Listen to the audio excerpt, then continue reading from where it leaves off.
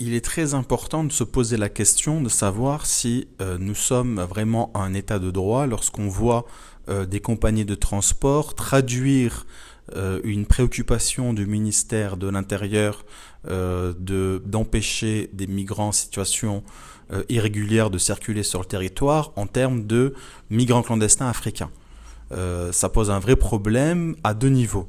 Le premier niveau, c'est déjà, est-ce que parce qu'on n'a pas de papier, on n'a pas le droit de circuler dans notre pays? Si, on a le droit de circuler, on a le droit, comme tout le monde, d'avoir accès à un minimum de droits fondamentaux.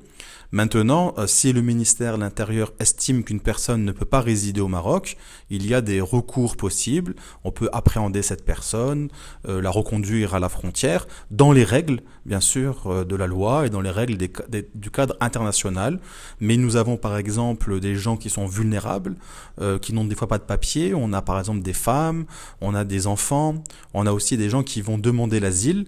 Et donc s'ils ne peuvent pas se déplacer pour demander l'asile ou pour essayer simplement de survivre, à ce moment-là, on viole le droit d'asile, on viole les textes que le Maroc a ratifiés. Donc non, on ne peut pas empêcher les gens, même s'ils n'ont pas de papier, de circuler dans notre pays. Mais le deuxième niveau est encore plus grave.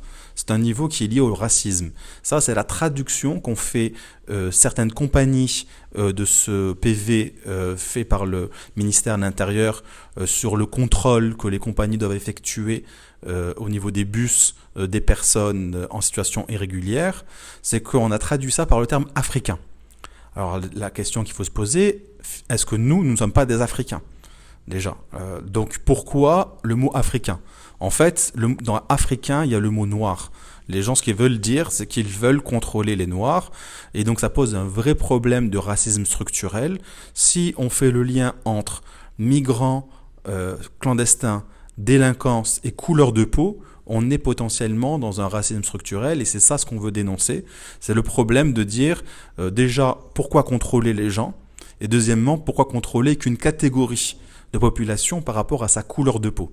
Il y a bien sûr des Marocains noirs, il y a bien sûr des Syriens qui n'ont pas de papier et qui ne sont pas appelés à être contrôlés, donc ça pose un souci. Il faut vraiment que les Marocains prennent conscience, qu'on se pose entre nous et qu'on discute de ce problème du racisme, parce que ça commence à faire beaucoup de dégâts. Moi je reviens du Sénégal par exemple, et nos frères sénégalais se posent beaucoup de questions sur la volonté vraiment du Maroc de faire partie de l'Afrique. On commence à nous accuser énormément de racisme en Afrique subsaharienne parce qu'avec toutes ces affaires-là, on fait de la très mauvaise publicité. Il va falloir prendre les choses par le bon bout et discuter entre nous pour plus que jamais on voie passer ce genre de circulaire. Très simplement, si nous avions une loi qui le permettrait, nous aurions attaqué en justice la CTM pour propos racistes. Malheureusement, on n'a pas de loi qui permette de condamner les propos et les actes racistes dans notre pays. Peut-être qu'il faudrait commencer par là.